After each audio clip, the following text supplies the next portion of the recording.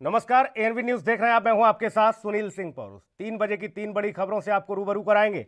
सबसे पहले बात होगी बिहार विधानसभा चुनाव की, जहां पर पहले चरण में 71 सीटों पर मतदान जारी है। इसके बाद बात करेंगे एनआईए की, जो कि देश के गद्दारों को शिकंजे में लेने के लिए लगातार छापेमार कार्रवाई कर रही है। और आखिर में बात करेंगे बल्लभगढ़ के निकिता मर्डर केस की, जिसमें आज से एसआईटी ने अपनी जांच शुरू कर दी है। तो 3 बड़ी खबरें, 71 सीटों पर मतदान जारी, एनआईए की ताबड़तोड़ छापेमारी और निकिता केस में एसआईटी ने जांच की शुरू। ये 3 बड़ी खबरें, इन खबरों को विस्तार से समझेंगे। तो सबसे पहले बिहार की बात होगी। जी हां, पहले चरण के लिए आपको बता दें कि 71 सीटों पर मतदान जारी है और अभी तक 35% से ज्यादा वोटिंग हो चुकी है। इन सीटों पर 2 करोड़ से अधिक मतदाता करीब 1066 उम्मीदवार के भाग्य का फैसला ईवीएम में कैद करेंगे, जो कि शाम तक, आपको ये बता दें, 6 बजे तक ये मतदान होगा। उम्मीदवारों में 8 मंत्री समेत करीब 952 पुरुष और 114 महिला प्रत्याशी शामिल हैं। पहले चरण के चुनाव को लेकर राज्य के करीब 2,14,84,787 मतदाता अपने मताधिकार का इस्तेमाल करेंगे।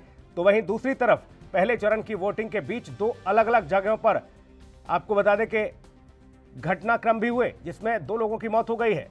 पहली मौत सासाराम के काराकाट विधानसभा के उदयपुर गांव में मतदान करने आए एक अधेड़ की, आपको बता दें, इस दरमियान मौत हो गई मतदान केंद्र पर। तो दूसरी मौत की अगर बात की जाए तो नवादा के एक मतदान केंद्र पर बीजेपी के एक पोलिंग एजेंट की हार्ट अटैक होने से मौत हुई है। इसके अलावा कई जगहों पर बड़ी संख्या में ईवीएम खराब होने की भी शिकायतें आई। इसकी वजह से वोटरों में नाराजगी भी देखने को मिली। उधर कड़ी सुरक्षा के बीच हो रहे मतदान के बीच औरंगाबाद जिले के डिबरा इलाके से सुरक्षा बलों ने 2 आईईडी बरामद किए, जिन्हें समय रहते डिफ्यूज किया गया। तो वहीं दूसरी तरफ आज दूसरे चरण के चुनाव को आपको बता दें, इसको लेकर रैलियों का दौर भी जारी देखने को मिला है। जहां पर एक तरफ पीएम मोदी रैलियां कर रहे थे, तो वहीं दूसरी तरफ राहुल गांधी ने भी मोर्चा संभाल लिया है। बिहार को लेकर यह अपडेट, और 71 सीटों पर मतदान जारी है। तो अब तक आपको बता दें तकरीबन 35% से ज्यादा मतदान हो चुका है। मिथिलेश हमारे सहयोगी पोलिंग बूथ से मौजूद हैं। मिथिलेश, क्या कुछ अपडेट अब तक? जी, आपको बता दें कि अभी जिस तरीके से बिहार की 71 सीटों पे विधानसभा चुनाव को लेकर के तैयारी की गई है, उसी तैयारी के तहत निकल भी चुके हैं। और सीधे तौर पे अगर बातें करें तो अभी तक का 35 से लेकर 40% की बातें सामने नहीं आ रहा है। हर बूथों पे लगभग धीरे धीरे बढ़ते चला जा रहा है। कोरोना काल है, कोरोना काल को लेकर के संक्रमण की स्थिति को देखते हुए सारे मतदाता अपने घरों में अभी भी रुके हुए हैं। 2015 में जिस तरीके से सीधे मतदाता मतदान केंद्रों पर जाया करते थे, उस तरीके का रुझान अब की बात 2020 में दिखाई नहीं दिया है।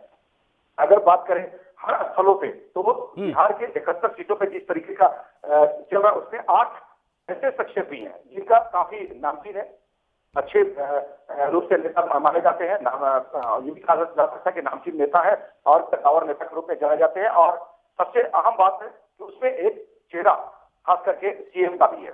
तो इन तमाम अगर गतिविधियों को देखा जाए तो उन 8 राजनेताओं का भाग्य आज उनकी पोटली बंद कर दी जाएगी, 6 बजे शाम तक खत्म हो जाएंगे और 10 तारीख की सारी भाग्य की पोटली खोली जाएगी। उस दरमियान में बिहार की पूरी चर्चाओं के विषय में देखा जाए तो जहाँ पे औरंगाबाद के असल पे 2 बम की जो अभी फिलहाल क्या स्थिति मिथिलेश? क्या पोलिंग बूथों पर अभी भी लंबी लंबी कतारें लगी हुई है लोगों की, और जो समय है वो 6 बजे तक का है? देखिए, सबसे अहम बात यहाँ पर है कि सोशल डिस्टेंसिंग का पालन करते हुए नजर आए। काफी भीड़ भाड़ की जो संभावना हुआ करता था वो दिखाई नहीं दे रहा है। लोग धीरे धीरे अपने घरों से बाहर निकल करके जा रहे हैं और अभी भी कोरोना काल के जो संक्रमण की जो भय है वो दिखाई दे रहा है। 3 बजे की बात करें तो वहां जब 3 घंटे समय रह गए हैं और लगभग 35 से लेकर 40% की वोट की बातें कही जा रही है। और अब संभावना यही व्यक्त किया जाता है कि जो बचे हुए जो लोग हैं वो लगभग अब धीरे धीरे आकर के अपनी मत को प्रयोग कर देंगे। यानी कि पूरी तरीके से अगर बात कर ले तो महज आप ज्यादा से ज्यादा 10% और मतदान होने की संभावना है। जी सुनील। बिल्कुल, जाहिर तौर पर मिथिलेश, और लगातार ये भी उम्मीद की जा रही है कि देखिए ये जो मतदान प्रतिशत है इस बार शायद बढ़ता हुआ नजर आए। लेकिन जैसा कि आप स्थिति बता रहे हैं, जहां जहां आप गए आपने देखा कि पोलिंग बूथों पर लोग उस तरह से नहीं निकले जो उम्मीद की जा रही थी। हालांकि बिहार का मतदाता सीधे तौर पर जागरूक है, लेकिन समय हालांकि 6 बजे तक का है। क्या इसका इंतजार कर रहे हैं मतदाता? क्योंकि ग्रामीण क्षेत्रों में तमाम ऐसे लोग होते हैं जो खेती किसानी का काम करते हैं, अपने पशुओं के व्यवस्थाओं में लगे रहते हैं मिथिलेश। तो वो शाम की भी व्यवस्था के बाद शायद हो सकता है पोलिंग बूथ पर जाएंगे, निकलेंगे और ये वोटिंग प्रतिशत जो है बढ़ोतरी की ओर आगे देखने को मिले। देखिए 2015 से पूर्व की जो बातें कहें तो उस समय की जो रुझान हुआ करता था खास करके मतदाताओं का, वो रुझान आपको 2020 में नहीं दिखाई देगा। ग्रामीण क्षेत्र की जो बातें करते हैं हम लोग, ग्रामीण क्षेत्र में भी भले ही वे अपने गांव के किसान अपने कार्य में लगे हों या पशु को चारा ले आने में लगे हों, लेकिन अगर देखिए अमूमन तरीके से तो ग्रामीण क्षेत्रों में ग्रामीण लोगों के पास में जो वक्त होते हैं वे वक्त ज्यादा नहीं हो पाते हैं। उस तरीके से अगर बातें करें नौकरी पेशा जो शख्सियत होते हैं जिनके पास वक्त की कमी होती है, और ग्रामीण क्षेत्र के परिवेश के जो रहने वाले शख्सियत होते हैं उनकी अपेक्षा दोनों के तुलनात्मक दृष्टिकोण अगर देखें तो गांव के लोगों के पास में वक्त होता है, खास करके नौकरी पेशा लोगों का। तो आप 3 बजे की अंतराल की बातें करें तो ग्रामीण क्षेत्रों में अभी भी वक्त है, ग्रामीण अभी भी रुझान में है, लेकिन अगर देखा जाए तो कई ऐसे गांव है मतदाता अपने मतदान केंद्रों में जाकर के अपनी रुझान को दे चुके हैं, लेकिन अभी संभवतः देखा जा सकता है कि 10% और भी बढ़ने की संभावना है। लेकिन ऐसा नहीं है कि अभी तक देखा जाए तो सुबह के 7 बजे से लेकर के ये शाम 30 बजे। मिथिलेश, आप सुबह से 7 बजे से मतदान शुरू हुआ है, उसके पहले से आप पोलिंग बूथों पर पहुंचे, एएनबी की टीम पहुंची और लगातार वहां से पल पल की अपडेट के साथ बने हुए हैं। मैं ये जानना चाह रहा हूं कि हवा का रुख किधर है? तमाम मतदाताओं से, तमाम वोटरों से आपकी बात हुई है, ऐसे में अब तक कुछ स्थिति समझ में आई कि आखिर इस बार किसकी सरकार? देखिए आपकी बार कहना जल्दबाजी होगा। बिहार के जो मर्म है, खास करके जनता की जो मर्म है, वो समझना बड़ा ही मुश्किल होता है। जातिगत वोट की बातें करें या राजनेता का अपनी कद्दावर जो नेता है उनकी अपनी खुद की समर्थकों का भीड़ कहे, वे भले ही अपनी बातों को रखने के लिए नेता से कह सकते हैं कि मैं आपके पक्ष में हूं, लेकिन जब वोट डालने की बारी आती है तो अपनी वोट अपने ही पक्ष की बातें रखते हैं। तो समझना बहुत मुश्किल है यहाँ के खास करके जनता को। जातिगत वोट भी कर सकते हैं और खास करके भूमिगत वोट भी कर सकते हैं। नीतीश कुमार के 8 मंत्री पहले चरण में, उनकी किस्मत दांव पर है, क्या माना जाए? दबदबा कायम है या फिर कड़ी टक्कर है? देखिए अभी फिर जल्दबाजी होगी, क्योंकि 8 जो मंत्री हैं, 8 मंत्री सारे के सारे, उसमें एक सीएम का भी चेहरा है, खासकर जीतन राम मांझी का, उनका भी चेहरा देखा जा सकता। तो उन क्षेत्रों में उनकी अपनी काफी दबदबा तो माना ही जाता है।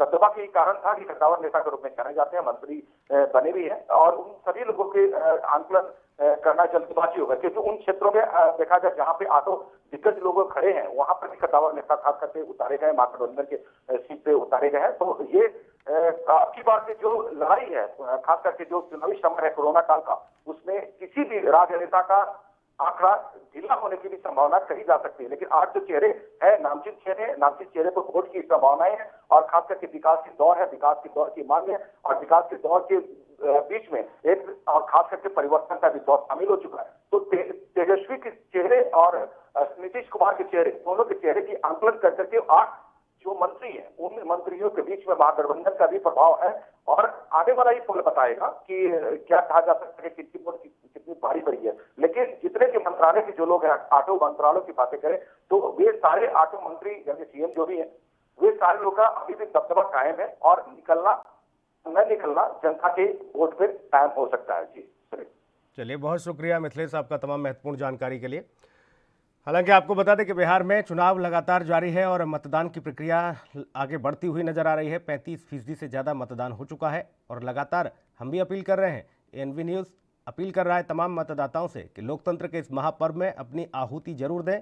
तमाम नियमों और कानूनों के बीच आप पहुँचे पोलिंग बूथ पर, और उसके बाद अपना मताधिकार का इस्तेमाल जरूर करें। अगली खबर का रुख करेंगे। राष्ट्रीय जांच एजेंसी यानी कि एनआईए ने टेरर फंडिंग के मामले में एक बड़ी कार्रवाई की है। एनआईए ने जम्मू कश्मीर में एक साथ कई ठिकानों पर छापे मारे हैं। यहां पर गैर सरकारी संगठनों की ओर से जम्मू कश्मीर के आतंकियों को धन पहुंचाया जा रहा था।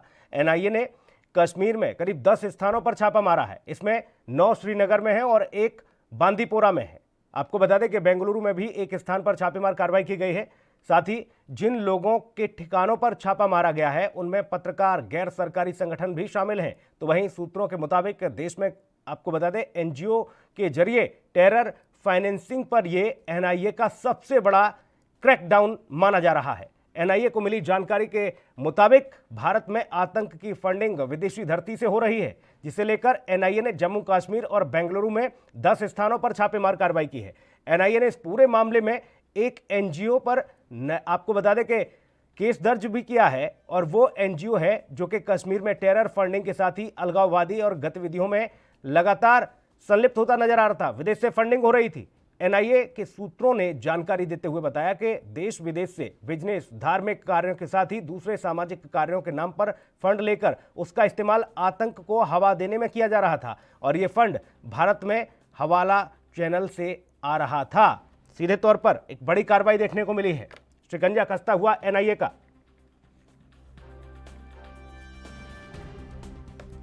रविंद्र हमारे सहयोगी तमाम अपडेट के साथ फोन लाइन पर मौजूद हैं। रविंद्र, एनआईए की बड़ी कार्रवाई, श्रीनगर में 9, बेंगलुरु में 1 जगह छापेमार कार्रवाई हुई है। एनजीओ के माध्यम से आतंक को बढ़ावा देने का काम हो रहा था।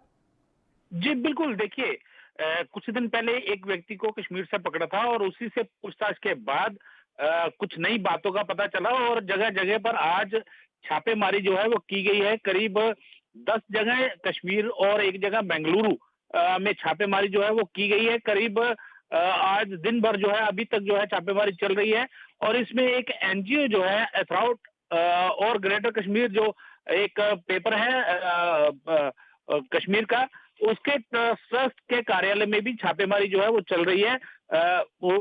एनआईए के मुताबिक कि वहां पर टेरर फंडिंग जो है वो हो रही थी, उसी के मामले को लेकर एनआईए ने आज जो है जगह जगह छापेमारी की है और काफी सुराग जो है वो इकट्ठे किए हैं, और आगे भी एनआईए की टीम जो है वो छापेमारी कर रही है। आज सुबह ही एनआईए की टीम जो श्रीनगर पहुंची और पुलिस और सीआरपीएफ की टीमें भी साथ थी। उसके बाद से लगातार जो है एनआईए अपने जो है कार्य में लग गई और लगातार छापेमारी कर रही है। खास करके जिस तरह से लगातार कश्मीर घाटी के अंदर केंद्र सरकार ने कहा था कि यहाँ पर आतंकवाद को खत्म किया जाएगा, तो जो टेरर फंडिंग हो रही थी उस मामले को लेकर आज जो है एनआईए एक बड़ी कार्रवाई कर रही है। जी चलिए, बहुत शुक्रिया रविंद्र आपका तमाम महत्वपूर्ण जानकारी के लिए। तो एनआईए ने एनजीओ पर शिकंजा कसना शुरू कर दिया है। आपको बता दें कि बड़ी कार्रवाई की गई है। जम्मू कश्मीर में 10 स्थानों पर छापेमार कार्रवाई की गई है, जबकि बेंगलुरु में 1 स्थान पर छापा मारा गया है। बड़े टेरर फंडिंग की यहां पर सूचना मिली, उसके बाद ये कार्रवाई की गई। वक्त एक ब्रेक का है, जल्द लौटेंगे।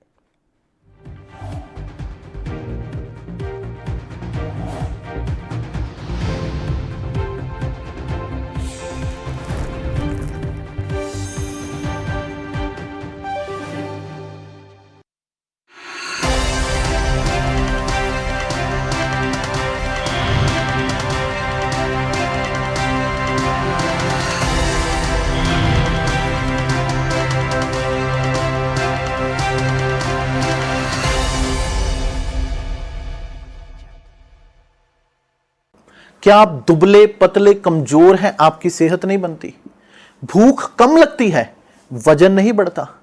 दरअसल मेन बात खाना पीना खाना नहीं है, मेन बात है खाया पिया लगना।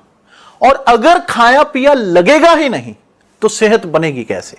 इसलिए हमारी संस्था सन्यासी आयुर्वेदा ने एक ऐसी दवा बनाई है जो कि आपके पाचन तंत्र को, आपके लीवर सिस्टम को ठीक करने का काम करती है, ताकि आप जो भी खाएं उसका पूरे का पूरा निचोड़ आपके शरीर को लगे, आपकी भूख बढ़े, खाया पिया सही से लगे, नया खून बने, हड्डियों में जान आए, वजन बढ़े, ताकत बढ़े, चेहरे पर नूर आए और आप मोटे तगड़े खूबसूरत पर्सनैलिटी के मालिक बन जाएं।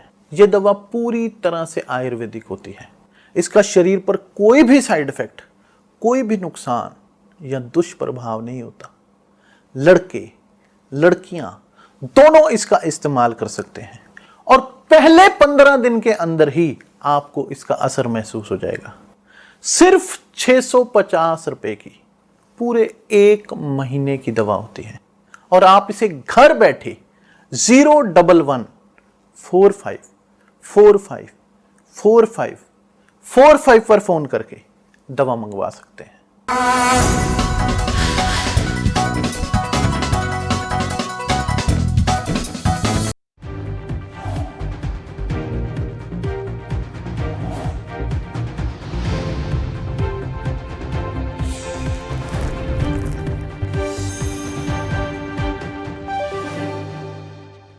ब्रेक के बाद स्वागत है आपका। अगली बड़ी खबर, निकिता मर्डर केस में अब एसआईटी ने अपनी जांच शुरू कर दी है। दरअसल मंगलवार को बल्लभगढ़ में हुए जोरदार प्रदर्शन और जाम के चलते हरियाणा की मनोहर लाल सरकार ने निकिता तोमर हत्याकांड के मामले में जांच के लिए एसआईटी गठित करने के आदेश दिए थे।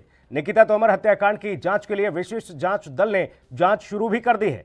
जांच की कड़ी में एसआईटी की टीम बुधवार सुबह निकिता के घर पहुंची और यहां पर उन्होंने पिता और भाई को इस बाबत जानकारी उनसे ली है। वहीं दूसरी तरफ गृह मंत्री अनिल विज इस हत्याकांड से बेहद नाराज नजर आए। विज ने मंगलवार को, आपको बता दें कि एसआईटी मामले में एसआईटी को गठित करने के आदेश तो दिए ही, उसके साथ ही आपको बता दें उन्होंने एसआईटी को लव जिहाद के एंगल से भी जांच करके हत्याकांड की जांच करने के सीधे तौर पर आदेश दिए हैं। 2018 में निकिता के अपहरण की भी जांच की जाएगी, क्योंकि भाई का आरोप है सीधे तौर पर कि 2018 में भी अगवा करने की कोशिश की गई थी। साथ ही गृह मंत्री ने आदेश दिए हैं। ऐसे में आरोपियों के रिश्तेदारों के साथ ही जो कांग्रेसी बताए जा रहे हैं, अब उनकी मुश्किलें बढ़ सकती हैं। 2018 में कांग्रेसियों ने दबाव बनाकर परिवार से शिकायत वापस कराई थी। ये भी एक एंगल निकलकर सामने आ रहा है। विज ने कहा कि प्रदेश की बेटियों को सिसकने नहीं दिया जाएगा, उन्हें मरने नहीं दिया जाएगा। इस पूरे मामले की गहन जांच पड़ताल होगी। साल 2018 से अब एसआईटी इस पूरे घटनाक्रम की जांच करेगी।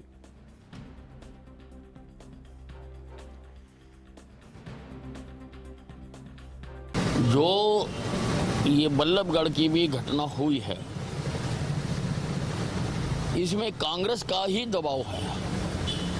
कांग्रेस के नेताओं का ही वो रिश्तेदार है और मुझे लगता है कि तो 2018 में उस परिवार ने जो अपहरण का मामला दर्ज कराया था, वो कांग्रेस के इन नेताओं के दबाव में ही माँ बाप ने, और बेचारे माँ बाप करें भी क्या, उन्होंने वो केस वापस करा दिया। अब जो मैंने एसआईटी बनाई है, उस एसआईटी को हमने कहा है कि जांच 2018 से की जाए कि वो क्या परिस्थितियां थी कि माँ बाप को मजबूर होकर मुकदमा वापस लेने के लिए एफिडेविट देना पड़ा।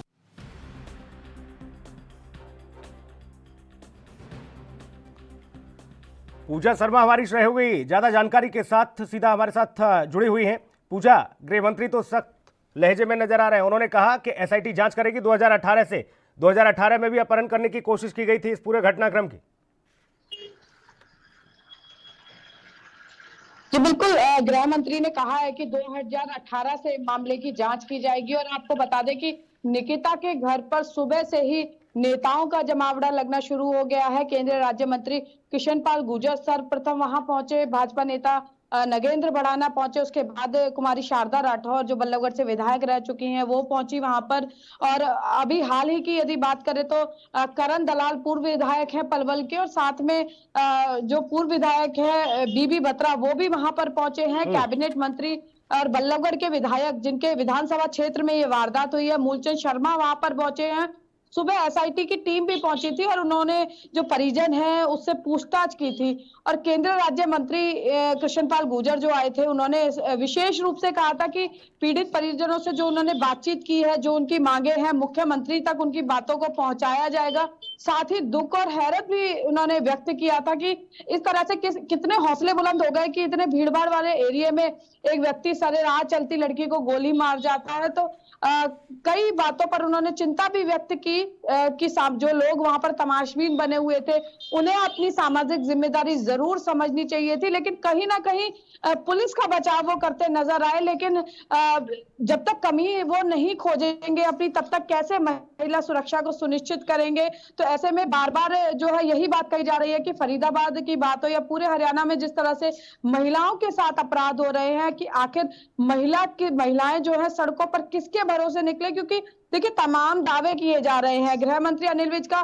बड़ा बेतुका बयान आया पहले कि हम करोड़ों लोगों की जो है उनको सुरक्षा नहीं दे सकते, पुलिस केवल पेट्रोलिंग के लिए होती है। उसके बाद जब किरकिरी हुई सरकार की, जो नेता है मंत्री हैं, जब इस गृह मंत्री के बयान पर उनसे पूछा गया कि वे इससे इत्तेफाक रखते हैं या नहीं, तो उन्होंने भी इस पर कोई टिप्पणी करने से मना कर दिया। तो ऐसे में अब पुनः जो है डैमेज कंट्रोल किया है, यह कहकर कि 2018 से एसआईटी की जांच होगी। और आपको बता दें कि एक और गंभीर विषय यहाँ पर यह है कि जो पीड़ित के परिजन है जो मृतका का निकिता का भाई है उसकी जान पर खतरा बना हुआ है, ऐसा परिजनों का कहना है। हमारी माँ से बात हुई, पिता से बात हुई तो उन्होंने यही कहा कि उनको पेट्रोलिंग के साथ साथ उनको सुरक्षा चाहिए, कि उनके परिवार की सुरक्षा को सुनिश्चित किया जाए। एसआईटी का गठन हो गया है, लेकिन दोषियों के खिलाफ जो है त्वरित कार्रवाई हो, इसकी वो मांग कर रहे हैं।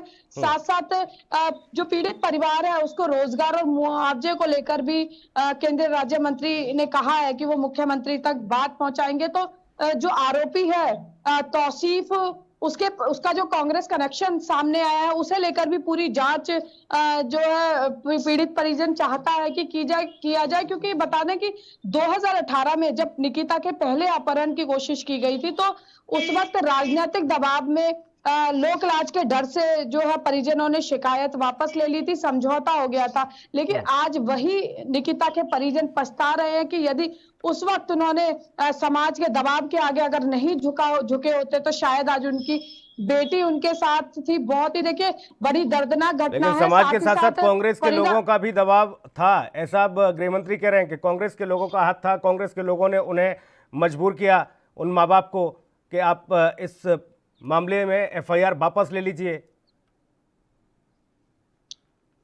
जी बिल्कुल, ये जो पीड़िता के पिता हैं वो भी इस बात को बार बार कह रहे हैं कि जब 2018 में ये मामला हुआ तो राजनीतिक दबाव बनाया गया, क्योंकि रसूखदार परिवार से तौसीफ ताल्लुक रखता है, तो ऐसे में उस रसूख का इस्तेमाल किया गया। लेकिन उन्होंने उनका स्पष्ट रूप से कहना है कि उन्होंने सपने में भी नहीं सोचा था कि उनके साथ, उनकी बेटी के साथ इस तरह की वारदात होगी। हालांकि देखिए, लेकिन अब वो लोग कहाँ हैं? वो लोग कहाँ हैं पूजा, जिन्होंने दबाव बनाया था, जो तमाम समाज का बीड़ा उठाकर चलते हैं? कहाँ हैं वो लोग? जी बिल्कुल, देखिए अब वो लोग पर्दे के पीछे जाकर छुप गए हैं और कांग्रेस के नेताओं की तरफ से देखिए कोई विशेष टिप्पणी नहीं आई है। आफ्ताब अहमद, जिनके भतीजे कहे जा रहे हैं, तौसीफ अहमद या खुर्शीद अहमद भी उनके रिश्तेदार लगते हैं, तो ऐसे में जो कांग्रेसी है वो चुप्पी साधे हुए हैं और कहीं ना कहीं जो है इस पर राजनीति हावी होती नजर आ रही है। आरोप प्रत्यारोप का दौर शुरू हो चुका है, लेकिन पीड़ित परिवार बार बार ये कह रहा है, शायद कोई भी परिवार नहीं चाहेगा कि उनकी बेटी की मौत पर राजनीति हो। वे सिर्फ और सिर्फ न्याय की मांग कर रहे हैं, लेकिन इतना जरूर चाहते हैं कि क्योंकि आरोपी रसूखदार परिवार से है तो इस रसूख के चलते कहीं उनकी बेटी की जो जांच है वो ठंडे बस्ते में ना चली जाए, इसके लिए वो बार बार गुहार लगा रहे हैं। बिल्कुल, ऐसे में तमाम गृह मंत्री जो बयान भी दे रहे हैं, उनको पीड़ित परिवार से मिलना भी चाहिए जाकर। मुख्यमंत्री से पीड़ित परिवार अपनी बात कहना चाह रहा है। मुख्यमंत्री को अगर इतना समय नहीं पीड़ित परिवार से वो मिलने जाएं तो वर्चुअल ही बात कर लें, जैसा कि यूपी के घटनाक्रम में देखने को मिला था। यूपी के मुख्यमंत्री ने लखनऊ में बैठकर पीड़ित परिवार से बात की थी वर्चुअल। ऐसी ही बातचीत कर लें, उन परिवार को सांत्वना देना चाहिए। अगर ये मामला और ज़्यादा इस तरीके से बढ़ता हुआ नजर आया तो जितनी सरकार की अब तक किरकिरी हुई, शायद डैमेज कंट्रोल करने में सरकार के और ज़्यादा फजियत हो। ऐसे में सोचना होगा मनोहर लाल सरकार को कि इस पूरे घटनाक्रम की गंभीरता को समझा जाए। 2018 में जब इस तरह का घटनाक्रम हुआ था तब भी आप ही की सरकार थी, आप ही की पुलिस थी। जी बिल्कुल, देखिए बिल्कुल जो गृह मंत्री हैं चाहे मुख्यमंत्री हैं, उन्हें वीडियो जब किसी पार्टी का कोई कार्यक्रम होता है या फिर कोई सरकार का कार्यक्रम होता है तब ये नेता जरूर पहुंच जाते हैं, चाहे फिर कोरोना का समय हो, उस वक्त भी आयोजनों में पहुंचे थे। लेकिन आज उस बयान से नजर आती है जब गृह मंत्री ये कहते हैं कि हर किसी को हम सुरक्षा मुहैया नहीं करा सकते, उससे गंभीरता नजर आती है। लेकिन जब फजियत होती है, किरकिरी होती है, जब सवाल खड़े होते हैं, जब सवाल पूछे जाते हैं, तब जवाब नहीं बनता, फिर डैमेज कंट्रोल करने की कोशिश की जाती है। बहुत शुक्रिया पूजा शर्मा, आपका तमाम महत्वपूर्ण जानकारी के लिए बहुत धन्यवाद। और इस बुलेटिन में इतना है। नमस्कार।